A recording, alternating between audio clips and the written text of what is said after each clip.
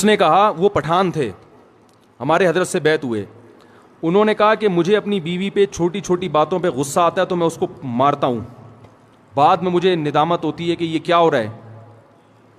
بولو بھائی, غلط ہو رہا ہے.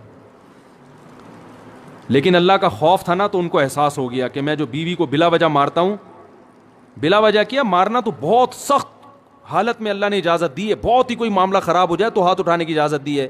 ہمارے نبی صلی اللہ علیہ وسلم نے پوری زندگی اپنی کسی زوجہ پر ہاتھ, بولو بھائی, نہیں اٹھا. یہ نبی کے اخلاق تھے. ہمارے ہاں بعض لوگوں میں رواج ہے جانوروں کی طرح کوٹتے ہیں, پیٹتے ہیں, تمیز سے بات ہی نہیں کرتے. جب بات کریں گے, یعنی حضرت مفتی تقی عثمانی صاحب ایک بیان فرما رہے تھے کہ ایک شخص نے, فرماتے ہیں, مجھے بتایا میرے والد صاحب کو کہ میں جب گھر میں جاتا ہوں تو سب گھر والے ڈرنا شروع ہو جاتے ہیں, کانپنا شروع ہو جاتے ہیں.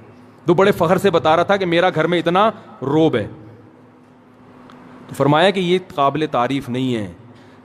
ہم نبی کو اگر فالو کرنا ہے, نبی کی اتباع کرنی ہے, تو صحیح حدیث ہے, حضرت عائشہ رضی اللہ تعالی عنہا فرماتی ہیں کہ آپ صلی اللہ علیہ وسلم جب گھر میں داخل ہوتے تھے تو مسکراتے ہوئے چہرے کے ساتھ داخل ہوتے تھے.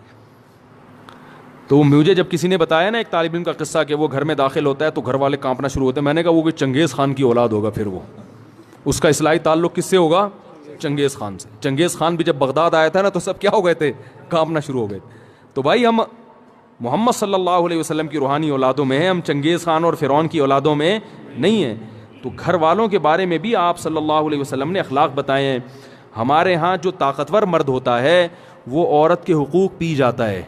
وہ شریعت صرف عورت کے بارے میں جانتا ہے, اپنے بارے میں شریعت نہیں جانتا. کہ میں جو اتنا غصہ کر رہا ہوں بیوی کے اوپر, بلا وجہ بات بات پہ سختی کر رہا ہوں, کھانا تھوڑا دیر سے پک گیا تو اس کو مارنا شروع کر دیا, ڈانٹنا شروع کر دیا, تانے دینا شروع کر دیے, اس کے بارے میں بھی قیامت کے دن مجھ سے سوال ہوگا.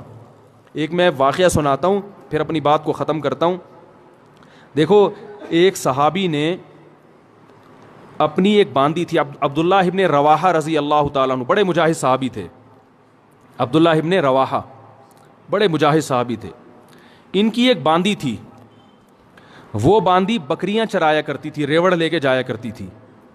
تو ایک بڑی اچھی خوبصورت بکری تھی, بڑی نسلی بکری تھی. عبداللہ ابن رواحہ نے اپنی باندی سے کہا, آپ لوگ کی توجہ ہے نا, مجھے اصل میں ذرا چیخ کے بولنا پڑ رہا ہے تو, کیونکہ وہ اسپیکروں کا سیٹ اپ تھوڑا سا اخپل طریقے والا ہے آپ لوگوں کا, تو اتنا چیخ کے جو ہے نا آدمی پھر سنائی تو صحیح دے رہا ہے, لیکن وہ اس لیے دے رہا ہے نا کہ میں بہت چیخ رہا ہوں. بیان ہو رہا ہے چیخنے کے خلاف اور چیخنا مجھے خود پڑ رہا ہے. وہ ایک مولوی صاحب تقریر کر رہے تھے, میں ان کی تقریر سننے گیا, وہ بہت چیخ کے بول رہے تھے حضرت علی نے فرمایا. وہ اتنی زور زور سے بول رہے تھے میرے کان میں تکلیف شروع ہو گئی. میں نے کہا کہ حضرت علی نے کیا اتنی زور سے فرمایا تھا؟ ہے بھائی, بھائی جیسے حضرت علی نے آرام سے فرمایا تھا تو امام صاحب آپ بھی آرام سے ہی فرما دیں. تو آرام سے ہی بات کرنی چاہیے نا, چیخنا چلانا یہ شریعت میں پسندیدہ کام نہیں ہے. لیکن لاؤڈ اسپیکر ہی, وہ آپ لوگوں کو شاید اتنا اندازہ نہ ہو سسٹم کا, تو اس لیے مجھے چیخنا پڑ رہا ہے بہت زیادہ. تو میں واقعہ سنا رہا تھا کہ بھائی دیکھو, ہمیں اپنے اخلاق بھی عورتوں کے ساتھ, جو گھروں میں خواتین ہیں نا, اس میں چنگیز خان بننے کی اجازت.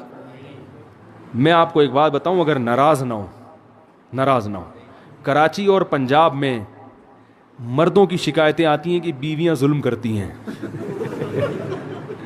اور بلوچستان اور کوئٹہ اور کے پی کے سے خواتین کی شکایتیں آتی ہیں کہ مرد ظلم کرتے ہیں.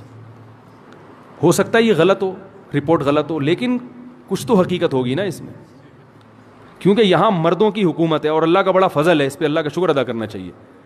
لیکن مرد کے جہاں روب ہوگا تو مرد اس روب سے ناجائز فائدہ اٹھانا شروع کر دیتا, ناجائز فائدہ اٹھانا شروع.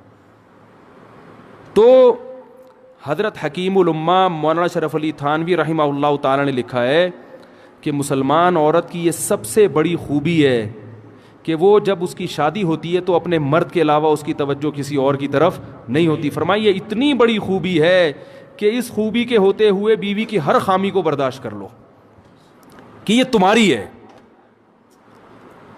جن لوگوں نے باہر ملکوں میں سفر کیا ہے نا, وہ یہ جانتے ہیں کہ وہاں عورت میں ہر خوبی ہے, مگر اس کے بارے میں یہ بھروسہ نہیں ہوتا کہ یہ صرف میری ہے یا میرے علاوہ اس کی کسی اور کی طرف بھی رغبت ہے. یہ بہت بڑا عیب ہے. تو مسلمان عورت میں اب تک الحمدللہ خیر غالب ہے، وفا کرتی ہے اپنے شوہر کے ساتھ، شوہر کو فالج ہو جائے علاج کرے گی اس کا، بھاگے گی نہیں وہاں سے.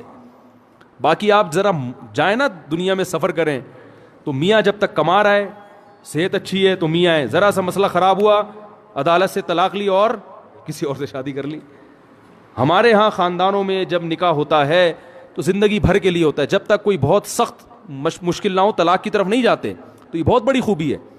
تو کے پی کے سے اور بلوچستان سے جو شکایتیں آتی ہیں اس میں مردوں کی سختی کی شکایتیں آتی ہیں کہ مرد عورتوں پہ بولو بھائی ہاتھ اٹھاتے ہیں، چھوٹی چھوٹی باتوں پہ مارتے ہیں، تانے دیتے ہیں. آپ لوگ کے علاوہ کی بات کر رہا ہوں، آپ لوگ ناراض نہ ہوں. آپ لوگ کے علاوہ جتنے مرد ہیں جو میرا بیان نہیں سن رہے ان کی بات کر رہا ہوں کہ وہ بیویوں کو مارتے پیٹتے بھی ہیں، بلا وجہ چھوٹی چھوٹی باتوں پہ ڈانٹتے بھی ہیں. اور معذرت کے ساتھ اس میں دیندار اور بے دین سب برابر ہیں. وہ سمجھتے ہیں ہماری غیرت، ہم نے بیوی کو جو ہے نا ایسا دبا کے رکھا ہوا ہے، صحیح ہے نا، جب چاہے تھپڑ مار دیں کچھ نہیں کر سکتی. تو یہ غیرت نہیں ہے، یہ بد اخلاقی ہے. سب سے زیادہ روب محمد صلی اللہ علیہ وسلم کا تھا گھر میں، اور سب سے بڑا حق کس کا تھا؟ محمد صلی اللہ علیہ وسلم کا. لیکن پوری زندگی آپ نے کسی زوجہ پہ ہاتھ نہیں اٹھایا. آپ کہیں گے کہ بھئی ان کی بیویاں اتنی فرما بردار تھیں، جو کہو کر دیتی ہوں گی. ایسا نہیں تھا، فرما بردار تو تھیں، لیکن میاں بیوی میں جو اونچ نیچ ہوتی ہے وہ ہمارے نبی کے گھر میں بھی ہوتی تھی. صحیح حدیث میں ہے کہ ایک مرتبہ آپ صلی اللہ علیہ وسلم اپنی بیویوں سے ناراض ہو کے 1 مہینے کے لیے گھر سے باہر چلے گئے. کیونکہ جب میاں بیوی کا رشتہ ہوتا ہے تو پیغمبر کا اور امتی کا رشتہ الگ ہے اور شوہر بیوی کا رشتہ الگ ہے. اور اللہ نے آپ کے گھر میں یہ واقعات اس لیے ہونے دیے تاکہ امت کو سبق ملے کہ بھائی اختلاف کے وقت کیا کرنا ہے. تو کتنا پریشان ہوئے ہوں گے کہ 1 مہینے کے لیے گھر سے غائب ہو گئے. فرمایا میں نہیں آؤں گا قریب کسی کے. اور جب 29 تاریخ ہوئی ہے نا تو گھر چلے گئے. صحابہ نے کہا یا رسول اللہ بھی 30 دن پورے نہیں ہوئے. آپ نے فرمایا مہینہ 29 کا تھا. ٹھیک ہے، مہینہ کس کا تھا؟ ناراضی کو ختم کر دیا پھر.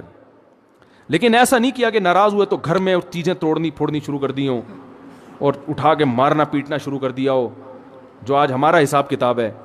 ہاں کوئی بہت ہی ٹیڑھی پسلی کی عورت ہے، بالکل ہی سدھرنے کا نام نہیں لے رہی، تو شریعت نے پھر مجبوری میں ہاتھ اٹھانے کی اجازت بھی دی ہے. لیکن ایسی عورتیں ہمارے معاشرے میں ان کا ریشو بہت کم ہوتا ہے، خاص طور پر ان علاقوں میں تو فرما برداری کا عنصر زیادہ ہے. تو اس میں ایک چیز میں ایک حدیث آپ کو سناتا ہوں، اس کے بعد اپنا بیان ختم کرتا ہوں. عبداللہ ابن رواحہ رضی اللہ تعالیٰ عنہ، عرب جو تھے نا یہ عورتوں پہ بڑے سخت ہوا کرتے تھے، خاص کر قریشی. جو قریش کے قریشی لوگ تھے نا یہ بیویوں پہ کیا ہوتے تھے؟ سخت ہوتے تھے. لیکن اسلام آنے کے بعد کیسے تبدیل ہوئے؟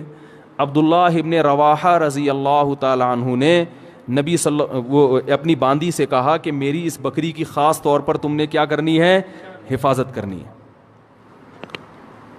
تو اللہ کی قدرت کہ وہ بھیڑیا آیا اور اس بکری کو کھا گیا. عبداللہ ابن رواحہ کا غصہ آیا اور انہوں نے 1 تھپڑ لگا دیا باندی کے. صرف 1 تھپڑ مارا ہے، بیوی کے نہیں بلکہ، حالانکہ باندی کا درجہ بیوی سے، باندی تو نوکر ہوتی ہے نا، غلام ہے، لونڈی ہے، اس کا وہ مقام تھوڑی ہے جو بیوی کا ہے. 1 تھپڑ لگا دیا. عبداللہ ابن رواحہ رضی اللہ تعالیٰ عنہ چونکہ مسلمان ہو چکے تھے نا، زمانہ جاہلیت میں تو ہوتے تو 20-30 تھپڑ مار دیتے کہ بھئی اس نے غلطی کی ہے.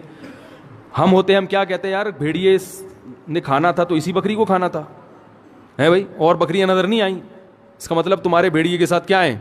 تعلقات ہیں. ٹھیک ہے، تم نے مخبری کی ہے بھیڑیے کو، اسی کو کھاؤ آ کے. 10 باتیں سوچتے اور منفی ذہن چلتا.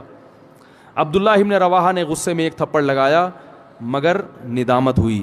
کیوں؟ اسلام لا چکے ہیں، ان کو پتہ ہے کہ ایک ایک عمل کا قیامت کے دن جواب بولو بھائی دینا پڑے گا. اگر اس میں باندی کی غلطی نہیں تھی تو میرا تھپڑ قیامت کے دن اعمال میں لکھا جائے گا. اور عین ممکن ہے کہ باندی کی غلطی نہ ہو، کیونکہ بھیڑیا جب آتا ہے تو وہ تو نگرانی کے باوجود کھا جاتا ہے.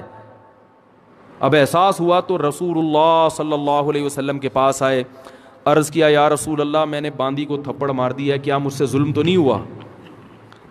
مختصر سنا رہا ہوں حدیث. آپ صلی اللہ علیہ وسلم نے صحابی کو حکم دیا کہ اس باندی کو آزاد کر دو.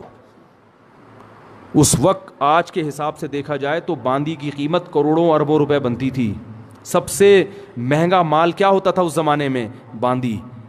ایک تھپڑ کے بدلے میں نبی نے کیا حکم دیا؟ اگر جہنم کی آگ سے بچنا چاہتے ہو تو اس کو آزاد کر دو. عبداللہ ابن مسعود رضی اللہ تعالیٰ عنہ نے ایک دفعہ اپنے غلام کو مارا.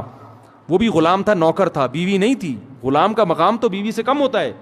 جب مارا تو آپ صلی اللہ علیہ وسلم نے کیا حکم دیا؟ فرمایا اللہ اقدر علیک منک علیہ، اے ابن مسعود جتنی تجھے اپنے غلام پہ قدرت ہے نا، اللہ کو تجھے اس سے بھی زیادہ قدرت، اللہ کو تجھ پر اس سے بھی زیادہ قدرت ہے.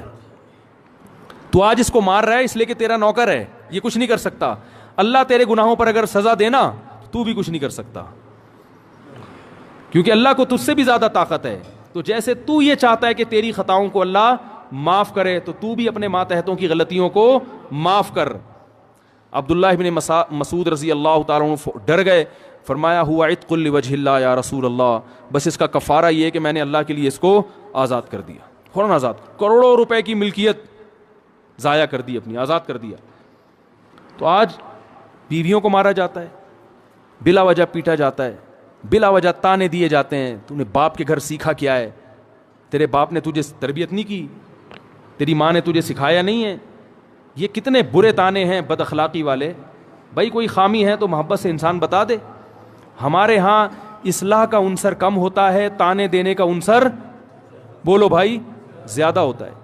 تو بھائی یہ اگر آپ اس طرح سے کریں گے تو کل قیامت کے دن اس کا جواب اللہ کو بولو بھائی دینا پڑے گا.